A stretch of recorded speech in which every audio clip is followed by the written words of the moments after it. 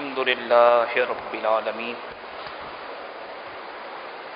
والصلاة والسلام على سيد الأنبياء والمرسلين أما بعد فأعوذ بالله من الشيطان الرجيم بسم الله الرحمن الرحيم قال الله تبارك وتعالى في القرآن المجيد والفرقان الحميد إن الصلاة تنهى عن الفحشاء والمنكر آمنت بالله صدق الله العظيم. تھوڑی آواز کم کر دیں اس کی.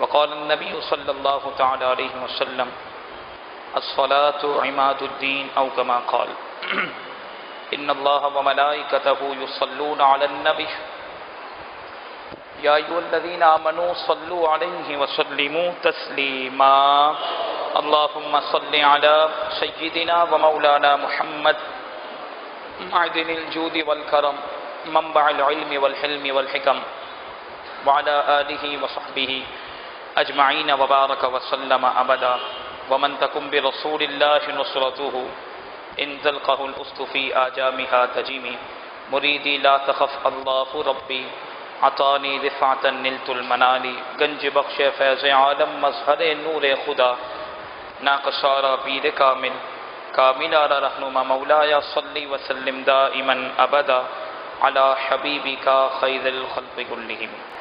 مسلمانوں، نماز یہ اللہ تبارک و تعالیٰ کی طرف سے اپنے بندوں کے لیے انتہائی بہترین اور عظیم تحفہ ہے.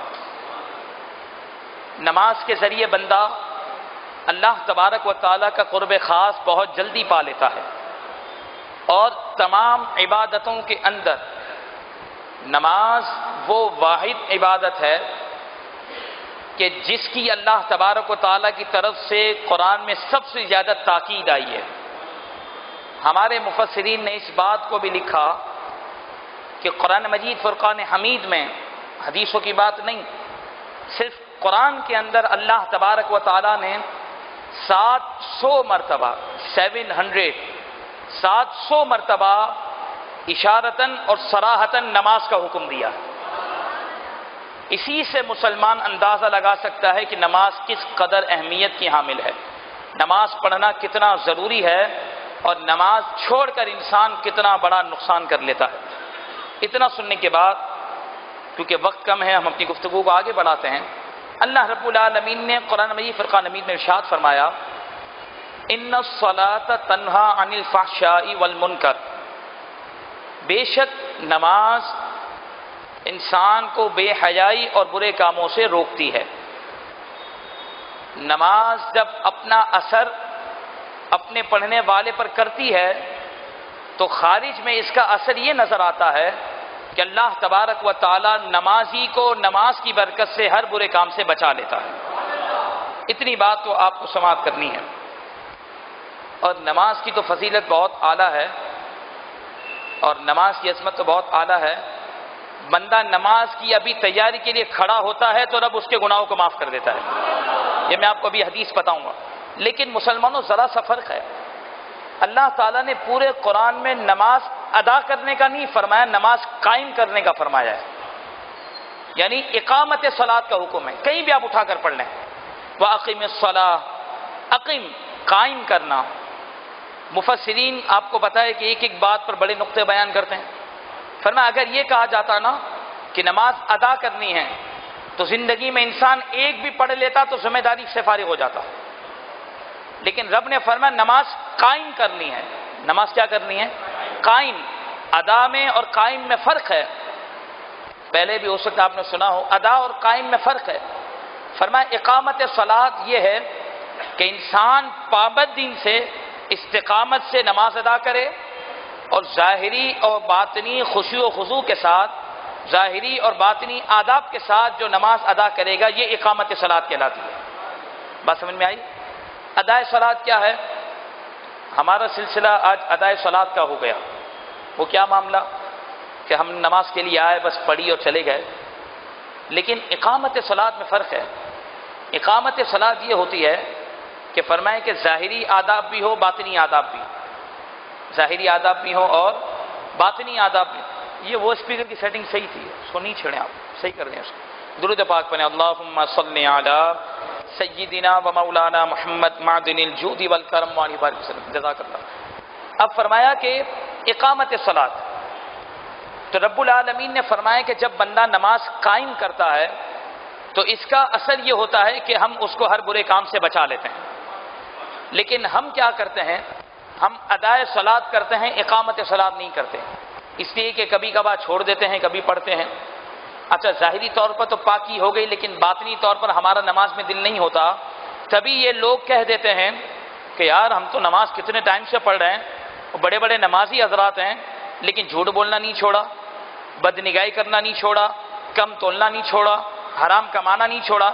تو یہ تو پھر بات کیا ہوئی؟ قرآن تو فرماتا ہے کہ نماز پڑھو گے تو ہر غلط کام سے بچ جاؤ گے، تو یہ تو نمازی تو سب سے بڑا فراڈ ہی نکلا، اس نے تو سب سے بڑے بڑے غلط کام کیے ہیں۔ تو ہمارے علماء کہتے ہیں کہ تم نماز پر اعتراض مت کرو، اس کے پڑھنے والے پر اعتراض کرو، اس لیے کہ تم ذرا تحمل کے ساتھ اگر اللہ رب العالمین کے صرف ایک لفظ پر غور کر لیتے تو تم اعتراض نہ کرتے۔ رب نے فرمایا اقامت صلاۃ، تم نے نماز قائم نہیں کی، تم نے صرف نماز ادا کی ہے، اس وجہ سے تم سے غلط کام نہیں چھوٹے۔ جو نماز قائم کرتا ہے رب کعبہ کی قسم اللہ اس کو ہر گناہ سے بچا لیتا ہے۔ تو فرمایا تم رب کے کلام پر اعتراض مت کرو، اپنے پر اعتراض کرو کہ میں نے ادا کی ہے، نماز قائم نہیں کی۔ ادا تو بس جب دل چاہے پڑھ لیا، نہ دل نماز میں ہے، جب نماز شروع کی پھر بھی دل دنیا میں تھا، سلام پھیرا پھر بھی دنیا میں دل تھا، کہا اس کو نماز قائم کرنا نہیں کہتے۔ کوئی مفتی صاحب سے فتویٰ لوگے وہ تو یہ کہہ دے گا کہ ہاں نماز ہو گئی، لیکن شریعت جس چیز کا مطالبہ کرتی ہے وہ یہ ہے کہ نماز کے نتیجے میں انسان کو یہ فکر لاحق ہو جائے، اور رب یہ فکر دینا چاہتا ہے کہ تمہیں ہماری بارگاہ میں حاضری دینی ہے۔ یہ سوچ لو 5 ٹائم تم دن میں میرے پاس آ رہے ہو اور میری بارگاہ میں کھڑے ہو رہے ہو، یاد رکھنا جب تم نے عشاء کی نماز پڑھ لی اب پوری رات غلط کام مت کرنا، میرے پاس تم ہو کر گئے ہو، میری بارگاہ میں حاضری دی ہے۔ فجر پڑھ لی، اب بازار میں جاؤ تو غلط کرنا، کام مت کرنا، کم مت تولنا، تم نے مجھ سے وعدہ کیا تھا مولا میں سیدھے راستے پہ چلوں گا اور تو نے مجھے رب مانا ہے۔ تو نماز تو یہ پیغام دینا چاہتی ہے، ہمیں تو پتہ ہی نہیں ہے، ظہر کی نماز ہو، عصر کی ہو، مغرب ہو، فرمایا نماز یہ پیغام دینا چاہتی ہے کہ تو شتر بے مہار نہیں ہے، کٹی پتنگ نہیں ہے، تجھے اللہ دیکھ رہا ہے اور اللہ کی بارگاہ میں تجھے جواب دہی کے لیے کھڑا ہونا ہے۔ اس کا پریکٹیکل تجھے دنیا میں روزانہ 5 مرتبہ بلوا کے کروایا جا رہا ہے تاکہ تیری عقل ٹھکانے آ جائے، تو ہر غلط کام سے توبہ کر لے اور تجھے یہ پتا ہو کہ مجھے قیامت میں حقیقتاً رب کی بارگاہ میں حاضری دینی ہے، تو میں کوئی غلط کام نہ کروں۔ اس بات کو سننے کے بعد جو اقامت صلاۃ کرتا ہے کیا کرتا ہے؟ نماز قائم کرتا ہے تمام خشوع و خضوع کے ساتھ، آداب کے ساتھ، تو اس کا تو ابھی نماز شروع کرنا بہت دور کی بات ہے۔ حدیث پاک سنو، یہ ہو سکتا ہے حدیث آپ نے پہلے نہ سنی ہو، مسند امام احمد میں یہ حدیث موجود ہے۔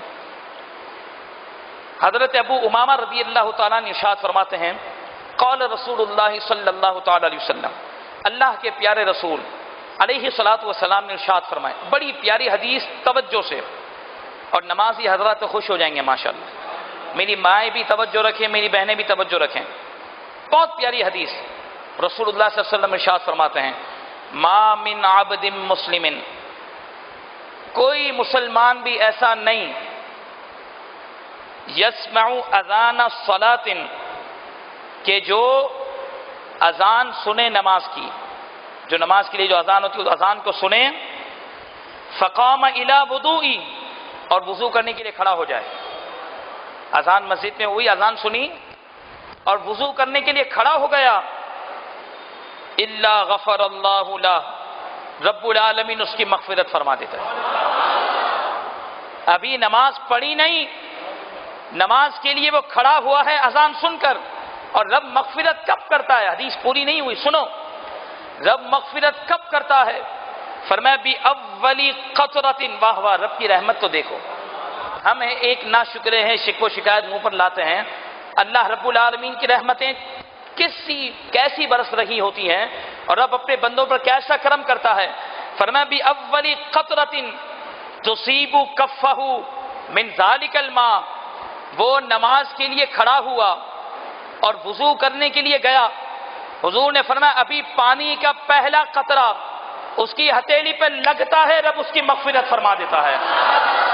یعنی پورا وضو نہیں کیا، ابھی پورے وضو پر تو جو ملنا ہے وہ ملنا ہے، نماز پڑھنے پر جو ملنا ہے وہ ملنا ہے. ارے ابھی نمازی صرف نماز کے ارادے سے وضو کرنے کے لیے گیا اور ایک قطرہ حضور نے فرمایا اول پہلا قطرہ بھی ہتھیلی پر لگتا ہے، رب اس کی مغفرت کر دیتا ہے، رب سب گناہوں کو معاف کر دیتا ہے. فرمایا پھر جب پورا وضو کرتا ہے اس کے جسم کے اعضاء دھل جاتے ہیں. پھر وضو کے بعد کلمہ شریف پڑھے، جنت کے دروازے کھول دیے جاتے ہیں. فرمایا نماز یہ وہ واحد عبادت ہے کہ اس کے لیے رب العالمین نے اتنی فضیلتیں رکھی ہیں. اور ایک اور بات بتاؤں آپ کو، خصوصیت وقت کی پابندی بھی ضروری ہے.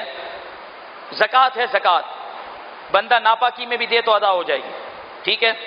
حج ہے، بندہ بے ہوشی میں بھی ادا کر سکتا ہے. کیوں کہ کوئی بے ہوش ہو گیا، اس کو اگر عرفات کے میدان سے گزار دیا جائے تو حج ہو جائے گا. اس 9 ذی الحجہ کو بے ہوش آدمی کو صرف گزار دیا جائے تو بھی اس کا حج ہو جائے گا. یعنی حج بے ہوشی میں بھی ہو گیا، ناپاکی میں بھی زکوٰۃ ہو گئی، سونے کی حالت میں روزہ بھی ہو جاتا ہے. انسان پورا دن سوتا رہے، روزہ ہو جائے گا کہ نہیں ہو جائے گا؟ نماز وہ واحد عبادت ہے، نہ ناپاکی میں ہوتی ہے، نہ نیند میں ہوتی ہے، نہ بے ہوشی میں ہوتی ہے. رب یہ بتانا چاہتا ہے کہ نماز کے ذریعے ہم تمہیں اپنی ملاقات کا شرف دیتے ہیں، تو تم جاہل ہو کہ تم ہماری بارگاہ میں آ جاتے ہو. نہ ادب ہوتا ہے، نہ توجہ ہوتی ہے. ارے تم اتنا ہی غور کر لیتے کہ ہم نے کسی اور عبادت میں نہ اتنی پاکی کا حکم دیا ہے، نہ اتنے خیال رکھنے کا حکم دیا ہے، نہ اتنی تاکید کی ہے.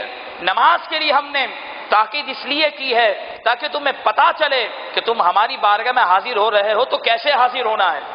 کپڑے بھی پاک ہونے چاہیے، خوشبو بھی آنی چاہیے، جسم بھی پاک ہونا چاہیے.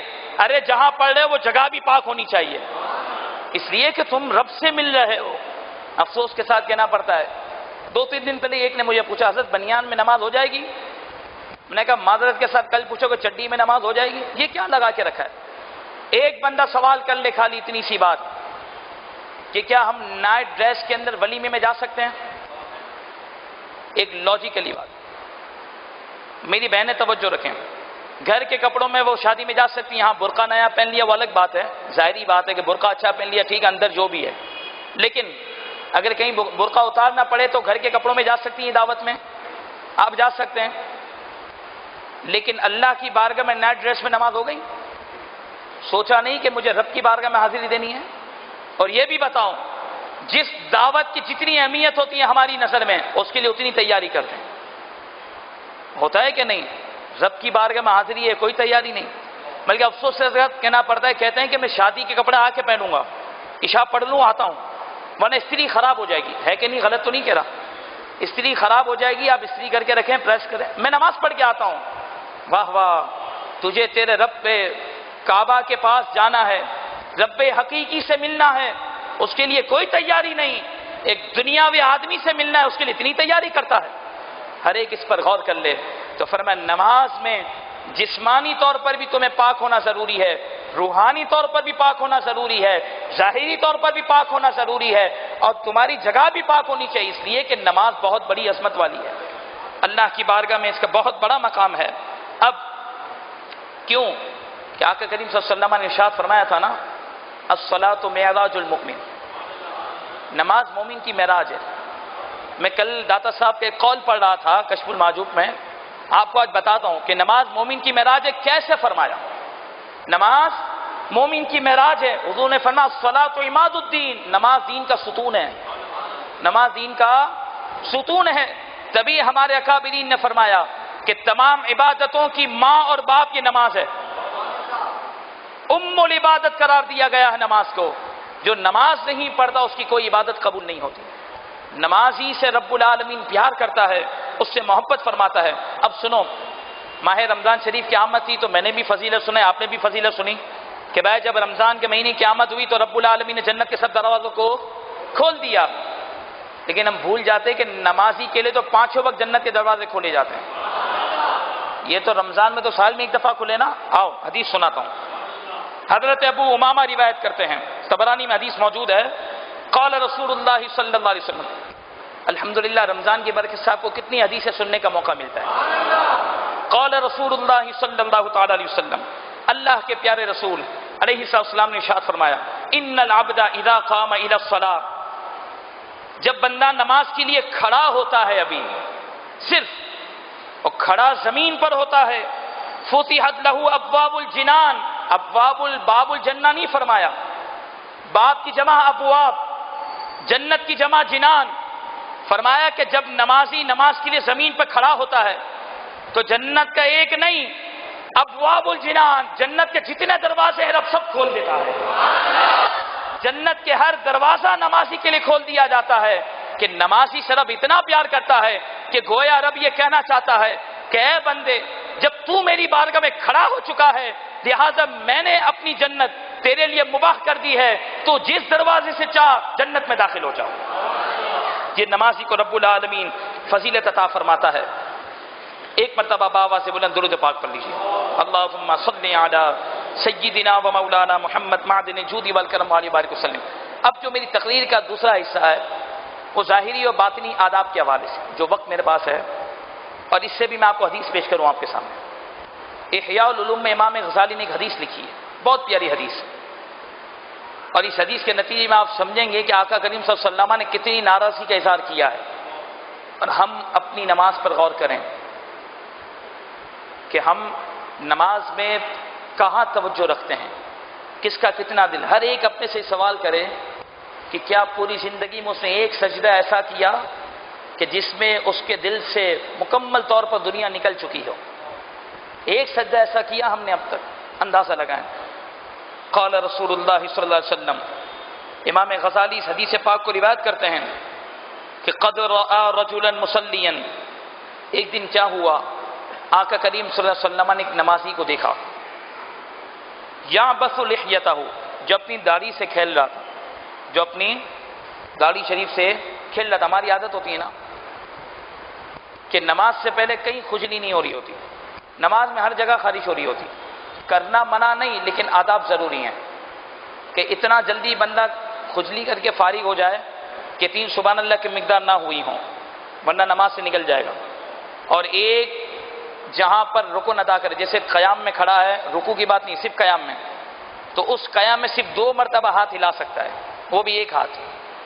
2 مرتبہ ہاتھ ہلانے کی اس کو اجازت ہے, اور جہاں پر خارش ہو رہی ہے وہاں خارش کر کے فوراً ہاتھ باندھ لے, اور 3 سبحان اللہ سے پہلے لوٹ جانا چاہیے.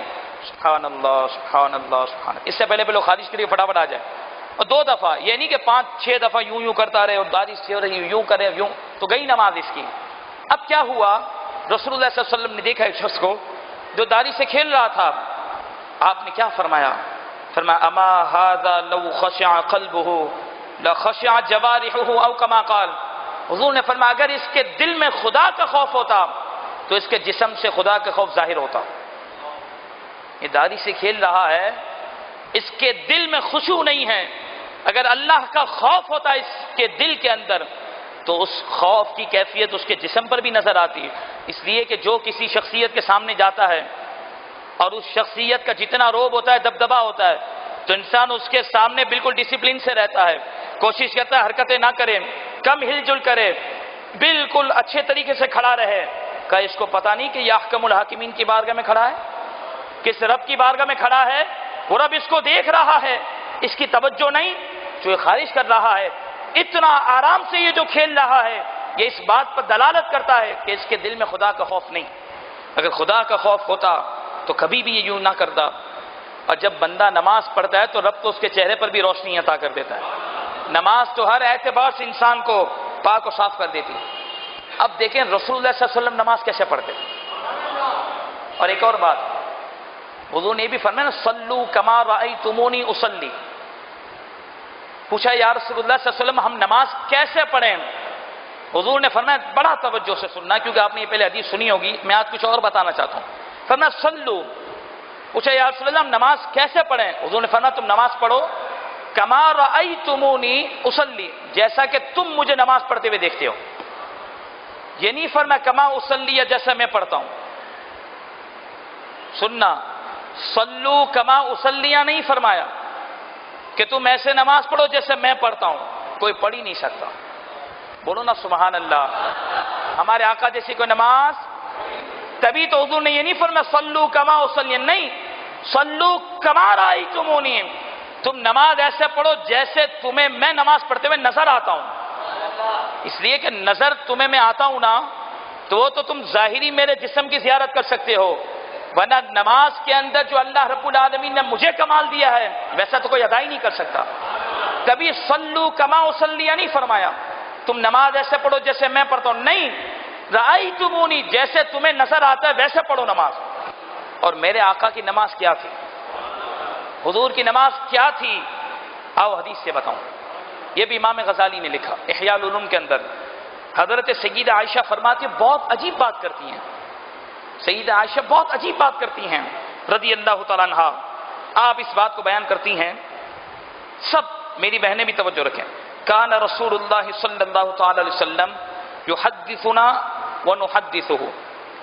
سیدہ عائشہ رضی اللہ تعالیٰ عنہا فرماتی ہیں کہ ہم رسول اللہ صلی اللہ علیہ وسلم سے باتیں کیا کرتے تھے اور حضور بھی ہم سے گفتگو فرماتے۔ جو عام وقت ہوتا ہے نا کہ جس میں عام طور پر نماز پڑھنی نہیں ہوتی، تو اس میں کیا ہوتا، رسول اللہ صلی اللہ علیہ وسلم ہم سے گفتگو فرماتے اور ہم آقا کریم صلی اللہ علیہ وسلم سے بات کرتے۔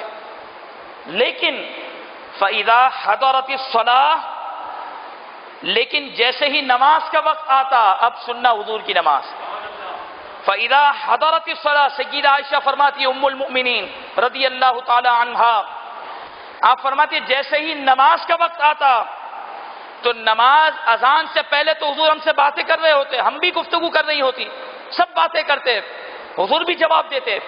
فَإِذَا حَضَرَتِ الصَّلَاةُ، لیکن جیسے ہی نماز کا وقت آتا، كَأَنَّهُ لَمْ يَعْرِفْنَا وَلَمْ نَعْرِفُهُ، تو حضور ایسے ہو جاتے جیسے ہمیں جانتے ہی نہیں ہیں۔ حضور ایسے ہو جاتے جیسے ہمیں، یہ ایک حدیث پر فجر تک بیان ہو سکتا ہے جو تربیت کی ہے۔ سیدہ عائشہ حضور کی زوجہ ہیں، یہ خود کہہ رہی ہیں، زوجہ سے تو انسان ہر حال میں فری ہوتا ہے، ہر معاملے میں باتیں کر رہا ہوتا ہے۔ ہمارا کیا حال ہے، 4 سنتیں اگر زور کی پڑھ لی تو جواب دینے کے لیے چلے گئے بیوی کو، ہاں بات کر کے آگے بھائی بہن سے فون اٹھا لیا، میسج پہ جواب دے دیا، پھر فرض پڑھ لی، پھر کسی کا فون ہے تو فون میں لگ گئے، پھر 2 سنتیں پڑھ لی۔ لیکن رسول اللہ کی نماز کا کیا عالم تھا؟ سیدہ فرماتی ہیں کہ حضور ہم سے گفتگو کر رہے ہوتے، لیکن جیسے ہی نماز کا وقت آتا، کأنہ لم یعرفنا ولم نعرفہ، حضور ایسے ہو جاتے جیسے ہمیں پہچانتے ہی نہیں ہیں، نہ ہم حضور کو جان سکتے تھے، حضور کی وہ کیفیت ہوتی تھی۔ یہ تھا رسول اللہ صلی اللہ علیہ وسلم کی نماز کا طریقہ، اور ہمارے لیے تعلیم ہے مسلمانوں، آج ہم نماز کیسے ادا کرتے ہیں۔ اور صحابہ فرماتے ہیں کہ جب رسول اللہ صلی اللہ علیہ وسلم پر وحی نازل ہوتی نا تو حضور ہمیں پہچانتے ہی نہیں تھے، اتنا اپنے رب کی محبت میں ہوتے تھے۔ اور سیدنا داتا گنج بخش علی اجمیری نے کیا بات لکھی یار، ایک مرتبہ بولو نا سبحان اللہ، یہ بات آپ نے نہیں سنی ہوگی، بہت پیاری بات داتا صاحب فرماتے ہیں۔ داتا صاحب کشف المحجوب میں لکھتے ہیں کہ معراج کی رات جب تاجدار کائنات علیہ الصلوۃ والسلام نے جاگتی آنکھوں سے اپنے رب کا دیدار کیا نا تو حضور وہیں پر موجود تھے، زمین پر نہیں آ رہے تھے، بولو نا سبحان اللہ یار، حضور زمین پر نہیں آ رہے تھے، وہیں موجود تھے۔ داتا صاحب فرماتے ہیں کہ رسول اللہ صلی اللہ علیہ وسلم اللہ کی بارگاہ سے زمین کی طرف اسی شرط پر لوٹے کہ رب نے فرمایا پیارے میرے بندوں کی طرف چلے جا، میں تجھ سے وعدہ کرتا ہوں کہ ہر روز 5 نمازوں کے اندر میں تجھے اپنا دیدار عطا کروں گا۔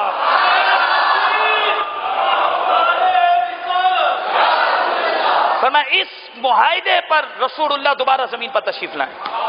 داتا صاحب نے لکھا حوالہ کشف المحجوب، کتنی پیاری بات، کہا جب معراج کی رات رب کا دیدار کر رہے تھے تو رب نے فرمایا پیارے جا زمین پر، جا میرے بندوں کی طرف، کی مولا نہیں جاؤں گا۔ رب نے فرمایا محبوب ابھی تو ایک بار تو نے دیدار کیا ہے، میں تجھ سے وعدہ کرتا ہوں 5 نمازوں میں میں تجھے اپنا دیدار کراؤں گا۔ فرمایا تبھی مصطفیٰ جان رحمت کی نماز کا یہ عالم ہوتا تھا کہ رب کا دیدار کیا کرتے تھے، رب کی محبت کے اندر گم ہوتے تھے۔ تبھی تو حضور نے فرمایا جعلت قرۃ عینی فی الصلاۃ، اصل یہی فرمایا کہ نماز میری آنکھوں کی ٹھنڈک ہے، حضور نے کیا فرمایا؟ میری آنکھوں کی ٹھنڈک نماز ہے، رب نے اس کو ٹھنڈک بنا دیا ہے۔ تو تبھی تو فرمایا تھا کہ الصلاۃ معراج المؤمن، نماز مومن کے لیے معراج اگر کوئی سمجھے تو۔ ہم کیا کرتے ہیں؟ ہم بوجھ سمجھتے ہیں نماز کو، جیسے تراویح کو بوجھ سمجھتے ہیں، سب کو بوجھ سمجھتے ہیں، یا فارمولیٹی ادا کرتے ہیں کہ اگر نہیں جاؤں گا تو گھر والے کیا بولیں گے، بچے کیا بولیں گے، بیوی کیا بولے گی کہ رمضان میں بھی تراویح نہیں پڑھتا، شرم نہیں آتی، تو دیکھا دیکھی میں آ جاتے ہیں۔ لیکن ہمارے صوفیہ فرماتے ہیں کہ رب چاہتا تو ایک ہی بار نماز کا حکم دیتا سال میں، توجہ، جیسے حج کا سال میں نہیں، زندگی میں ایک بار حکم ہے۔ زکوٰۃ اگر طاقت ہے تو سال میں ایک بار دینی ہے، روزہ سال میں 1 مہینہ رکھنا ہے، لیکن نماز روز 5 بار۔ کیوں نماز روز 5 بار کیوں؟ الیاذ باللہ ہم جیسا تو سوچا کہ ٹھیک ہے یار سال میں ہوتی تو خیر تھی، لیکن نہیں، صوفیہ فرماتے ہیں کہ رب نے اس لیے رکھا کہ ورنہ رب کے اولیاء زندہ نہ رہتے، وہ تڑپ کر مر جاتے کہ جس رب کو ہم مانتے ہیں اس سے ملاقات کب کریں، اس سے بات کب کریں، اس کی بارگاہ میں کب حاضری دیں؟ او سال میں ایک بار، تو سال میں ایک بار حاضری دیں گے تو پورا سال کیسے زندہ رہیں گے؟ تبھی رب نے فرمایا کہ میرے پیارو گھبراؤ مت، روزانہ 5 مرتبہ میری ملاقات کے شرف تمہیں ملتا ہے، روزانہ 5 مرتبہ میری بارگاہ میں آ جانا، میں تمہیں اپنی ملاقات عطا کروں گا۔ یہ اولیاء کے لیے ہے۔ ہم بوجھ سمجھتے ہیں، اولیاء کو سکون نہ آتا اگر نماز نہ ہوتی تو۔ اولیاء تبھی تو تہجد پڑھتے ہیں، اشراق پڑھتے ہیں، چاشت پڑھتے ہیں، اوابین پڑھتے ہیں، نفل پہ نفل۔ امام اعظم روزانہ 1000 نفل پڑھتے ہیں۔ کبھی سوچا ہم رمضان میں بھی 2 نفل نہیں پڑھ سکتے؟ امام اعظم روزانہ بولے ہیں 1000 نوافل، کو سمجھ میں آ رہی ہے؟ اللہ نے وقت میں برکت دی تھی۔ غوث پاک روزانہ 15 سال تک ایک پاؤں پہ کھڑے ہو کے قرآن ختم کیے، 15 سال مسلسل غوث پاک نے۔ تو یہ تو فرض نہیں تھی، لیکن ان کی تڑپ یہ تھی کہ ان کو بستر پر نہیں، رب کی بارگاہ میں مصلی پر مزہ آتا تھا۔ ہمیں بستر پہ مزہ آتا ہے، صوفیہ کو مصلی پر مزہ آتا ہے۔ تبھی رب نے اپنے پیاروں کے لیے 5 نمازوں کو رکھا کہ میرے پیاروں تم پورا سال میری ملاقات کی جدائی کو برداشت نہیں کر سکو گے، لہٰذا میں نے تم پر یہ کرم کیا اپنے محبوب کی برکت سے، اور میرا محبوب جب دنیا میں آیا تو اس کو میں نے اس کی امت کے لیے یہ تحفہ دیا کہ جا پیارے تجھے تو میں ڈائریکٹ ہی اپنا دیدار عطا کروں گا، تیری برکت سے تیرے غلاموں کو اپنی ملاقات کا شرف بھی عطا کروں گا کہ وہ جب نماز کے لیے آ جائیں تو ہماری بارگاہ میں حاضری دیں، تو جب ہماری بارگاہ میں حاضری دیں گے تو میں انہیں خاص کرم عطا کروں گا۔ تبھی تو فرمایا کہ اگر سورہ فاتحہ پر نظر کرو، الحمدللہ رب العالمین، تو یہ سب غائب کسی کے، تمام تعریف اللہ کے لیے جو سب جانوں کا پالنے والا۔ جلدی جلدی سنیں، الرحمن الرحیم مالک یوم الدین۔ اب آگئے حاصل کے صیغے، ایاک نعبد، ہم خاص تیری عبادت کرتے ہیں۔ پہلے غائب کی بات تھی، اب خاص تیری، گویا رب اپنی شان کے مطابق موجود ہے۔ ہم اللہ کی بارگاہ میں حاضر ہیں، ایاک نعبد، مولا ہم تیری عبادت کر رہے ہیں، وایاک نستعین، اور تجھی سے ہم مدد مانگتے ہیں۔ فرمایا جب اتحیات میں پہنچو تو رب نے فرمایا کہ تمہاری نماز کامل جب ہوگی جب تم میرے محبوب کی بارگاہ میں بھی حاضری دو گے۔ تبھی تو امام غزالی نے لکھا، یہ بد مذہب کہتے ہیں کہ حضور صلی اللہ علیہ وسلم کا تصور ہے تو نماز جاتی ہے۔ ہم نے کہا جب تک مصطفیٰ کا تصور نہ آئے نماز ہوتی نہیں ہے۔ تیری اور ہماری نماز میں فرق یہ ہے کہ تیری نماز جب ہوتی ہے جب رسول اللہ کا خیال نہ ہو، ہماری نماز جب ہوتی ہے جب مصطفیٰ کا خیال آئے۔ سنو اتحیات میں کیا کرتے ہیں، السلام علیکہ، میں آپ کو کہتا ہوں السلام علیکم، بھائی آپ کو سلام ہو، تو یہی تو کہتے ہیں حضور کی بارگاہ میں۔ امام غزالی لکھتے ہیں جب تم پہنچو نا اتحیات پر السلام علیکہ، تو توجہ رکھو کہ مصطفیٰ کی بارگاہ میں حاضر ہو۔ السلام علیکہ ایھا النبی، اے نبی آپ پر سلام ہو۔ تو رب نے فرمایا کہ تمہیں ہمارے محبوب کی بارگاہ میں بھی حاضری دینی ہے۔ یہ ہے نماز کی فضیلت، یہ ہے نماز کی عظمت، اگر ہم سمجھنے والے ہوں، اگر ہم خشوع و خضوع کے ساتھ ادا کرنے والے ہوں۔ اور ایک اور بات آپ کو میں عرض کرتا چلوں، حضور سے پوچھا گیا تھا نا یا رسول اللہ نماز ہم کیسے پڑھیں؟ فرمایا ان تعبد اللہ کأنک تراہ، نماز ایسے پڑھ، عبادت ایسے کر کہ گویا تو اللہ کو دیکھ رہا ہے، گویا تو، لیکن ہماری کیفیت ہی نہیں۔ اس لیے کہ جب ہمارے والد سامنے ہو، کوئی عالم سامنے ہو تو ہم صحیح ہو جاتے ہیں. اللہ کی بارگاہ میں دل صحیح نہیں ہوتا ہمارا، دل میں برا یہ وہ. اللہ تو دل کو دیکھ رہا ہے، اللہ تو ظاہر کو سنوارا، دل کو نہیں سنوارا. رسول اللہ صلی اللہ علیہ وسلم سے پوچھا گیا حضور نماز کیسے پڑھیں؟ ہم نے نماز نہیں پڑھی، اللہ ہمیں معاف کر دے، اب تک ہم سے ایسی نماز نہ ہو. حضور نے فرمایا نماز ایسے پڑھو گویا تم اللہ کو دیکھ رہے ہو. تو جب رب کو دیکھ رہے ہو تو پھر کیفیت کیا طاری ہوگی؟ فرمایا اگر اتنا کمال کا ایمان نہیں، سنو فَإِن لَمْ تَكُنْ تَرَاهُ، اگر تو اسے نہیں دیکھ سکتا فَإِنَّهُ يَرَاكَ، وہ تو تجھے دیکھ رہا ہے نا. تو یہی سوچ لے میرا رب مجھے دیکھ رہا ہے، میں صحیح ہو کے کھڑا ہو جاؤں، میرا رب میرے دل کو بھی دیکھ رہا ہے. لیکن اگر دیکھو رب العالمین ہمارے لیے جنت کے دروازے کھولے، بولو رب ہمیں دیکھ رہا ہو، رب ہم سے خوش ہو، رب ہماری مغفرت کرے، فرشتے دیکھ رہے ہوں، اور اس کے باوجود اگر ہم نماز کے لیے اور توجہ نہ ہو تو اللہ کتنا ناراض ہوگا. بولو کہ میں نے تو اپنے بندے کے لیے جنت کے دروازے کھول دیے اور اس کو اتنی شرم نہیں آتی کہ میری طرف توجہ نہیں دیتا، گھڑی کی طرف توجہ رکھتا ہے، کیا کام کر کے آئے یہ سوچتا ہے، اور جا کے کیا کام کرنا ہے وہ سوچتا ہے. دل میں یہی سوچ رہا ہوتا ہے جلدی فارغ ہو کر یہ کام کر لوں. بندہ صرف اتنا سوچ لے کہ میں اب رب کی بارگاہ میں آ چکا ہوں، میرا رب مجھے دیکھ رہا، اللہ دیکھ رہا ہے، تو اس کا دل صبر جائے گا. اور رب نے یہ بیان کرنا چاہا، آخری بات گفتگو مکمل، کہ محبوب ہم جو فیصلہ کر دیتے ہیں نا وہ بدلتے نہیں. ہم جو فیصلہ کر دیتے ہیں وہ بولیں بدلتے نہیں. تو ہمارا یہ فیصلہ تھا کہ 50 نمازیں ہوں. کیا فیصلہ تھا؟ لیکن پیارے کیا کریں، ہماری رحمت تیری بات کو بھی نہیں ٹالتی، ہماری رحمت تیری بات کو بھی نہیں ٹالتی. ہمارا تو یہی تھا فیصلہ کہ ہم 50 نمازیں عطا کریں تیری امت کو.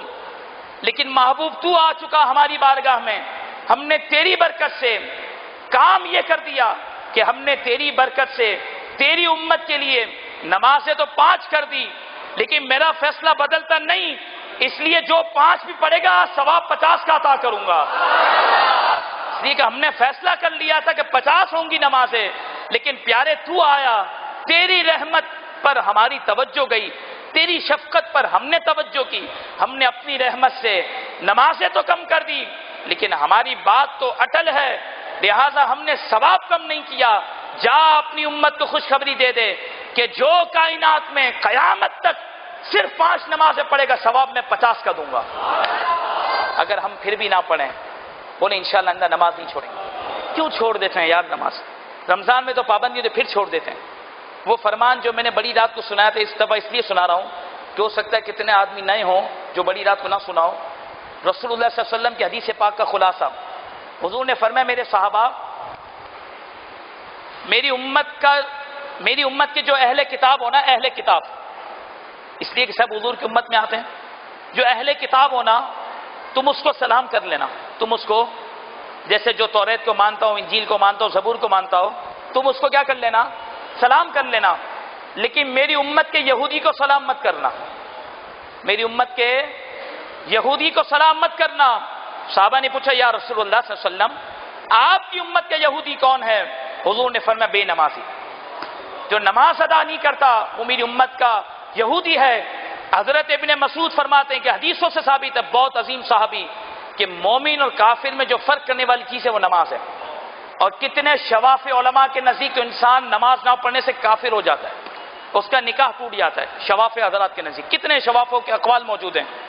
یہ تو امام اعظم نے دلائل سے ثابت کیا کہ وہ کافر تو نہیں ہوگا، لیکن بے نمازی کے لیے اتنا ضرور ہے کہ موت کے وہ اس کا ایمان چھین لیا جاتا ہے، یعنی وہ کفر کے بالکل قریب پہنچ جاتا ہے جو بے نمازی. اور بے نمازی کون ہے؟ سب کو اٹھا کر پڑھ لو جو ایک بھی نماز چھوڑتا ہے. لوگوں کو سمجھا جائے بھائی نماز پڑھیں فجر کی، میں 4 تو پڑھتا ہوں، اس کو دیکھو نا جو 4 بھی نہیں پڑھتا. ہم نے کہا تجھے 5 پڑھنا ضروری ہے، جو ایک بھی نماز چھوڑتا ہے وہ بے نمازی ہے. امام اعظم تو فرماتے بے نمازی کو قرضہ بھی نہ دو، جو رب کا قرضہ نہیں اتارتا تمہارا کیا اتارے گا. غوث پاک فرماتے ہیں رضی اللہ تعالیٰ عنہ، بے نمازی کو مسلمان کے قبرستان میں بھی نہ دفناؤ. کبھی سوچا اس بات پر کہ غوث پاک شفقت کتنی کرتے ہیں، لیکن ناراضگی اتنی کر دی کہ جو بے نمازی ہے اس کو مسلمان کے قبرستان میں جانے کا بھی حق نہیں. حضرت امام حسن کو دیکھا گیا، نماز کا وقت آتا آپ کا چہرے کا رنگ زرد ہو جاتا، چہرے کا رنگ بدل جاتا. پوچھنے والے نے پوچھا حضور کیا آپ کو کوئی بیماری ہے کہ جب بھی آپ وضو کر کے فارغ ہوتے ہیں تو آپ کے چہرے کا رنگ بدل جاتا ہے؟ فرمایا وہ نادان بیماری نہیں، تجھے پتہ نہیں میں کس کی بارگاہ میں حاضری دینے کے لیے جا رہا ہوں؟ تو اس رب کی قدرت کا جلال اتنا ہوتا ہے کہ ہمیں ڈر لگ رہا ہوتا ہے کہ کس کی بارگاہ میں حاضری دے رہا ہوں۔ بس وقت میرا پورا ہوا، نماز پر بات کی جائے تو مہینے کیا سال بھی کم ہیں، اس لیے کہ جب قرآن نے اتنی بات کی ہے تو ہم کیا بات کر سکتے ہیں۔ میری بہنیں، میری ماں، آپ بھی اس مہینے کی برکت سے نیت کریں کہ کبھی نماز نہیں چھوڑیں۔ دیکھیں یاد رکھیے گا، بے نمازی کی کوئی دعا بھی قبول نہیں، اس کا کوئی مسئلہ بھی حل نہیں ہو، لکھا علماء نے بے نمازی ہمیشہ رلے گا، اس کا کوئی معاملہ حل نہیں ہو، اس لیے کہ رب اس کو اپنی رحمت سے دور کر دیتا ہے۔ اگر کوئی اللہ کا ولی بھی بے نمازی کے لیے دعا کرتا ہے تو رب ولی کو روک دیتا ہے، اس کے لیے دعا نہیں کرتا، اس لیے کہ ہم نے اس کو دور کر دیا اپنی رحمت سے۔ اور جو نماز پڑھتا ہے رب اس کو بن دعا کے بھی بہت بڑی بڑی نعمتیں دے دیتا ہے۔ سب سے بڑی نعمت ہے کہ اس کی مغفرت ہی کر دیتا ہے جو نماز پڑھنے کے لیے آتا ہے۔ نیت کرتے ہیں انشاءاللہ نماز نہیں چھوڑیں گے۔ اللہ کی بارگاہ میں دعا کرتا ہوں رب ہمیں تمام ظاہری اور باطنی آداب کے ساتھ نماز ادا کرنے کی توفیق عطا فرمائے۔